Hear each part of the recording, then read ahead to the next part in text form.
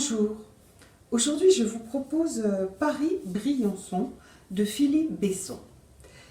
C'est un livre fort, poignant, profondément humain qui célèbre quelque chose qui nous manque actuellement très cruellement.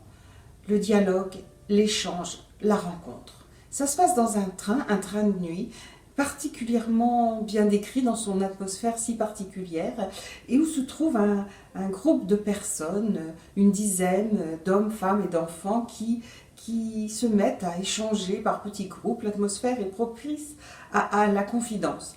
Alors au début on échange des banalités et puis peu à peu on se livre à cet inconnu que le hasard nous fait voisiner. D'ailleurs on ne le reverra jamais, et des gens qui ne se seraient jamais parlé, rencontrés, auraient eu l'occasion d'échanger. Et bien là ils livrent peu à peu le plus intime d'eux-mêmes, le plus secret, l'inavoué, et parfois même l'inavoué à soi-même. Il y a comme des révélations qui s'imposent ici et là chez chacun.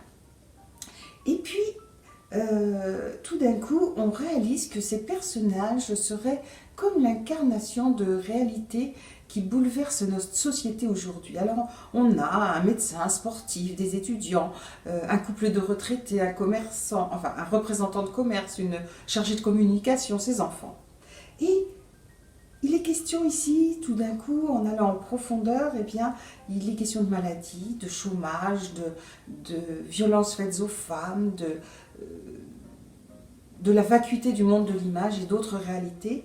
Et chacun des personnages incarne une de ces dimensions, et on a tout d'un coup comme un focus que nous propose l'auteur sur notre société et ce qui la bouleverse actuellement, elle et ses individus. Alors, l'auteur creuse ici en profondeur dans les strates de ce qui fait l'humain, ce qui nous rend plein d'empathie pour ces personnages dépeints avec beaucoup de nuances.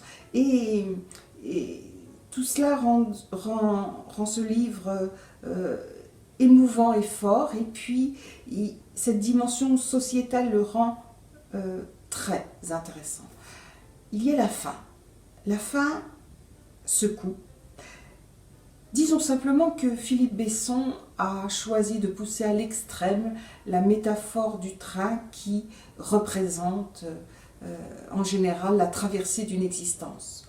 Voilà, c'est vraiment un très beau livre qui bouleverse, et qui interpelle et qui a cette dimension sociétale particulièrement intéressante.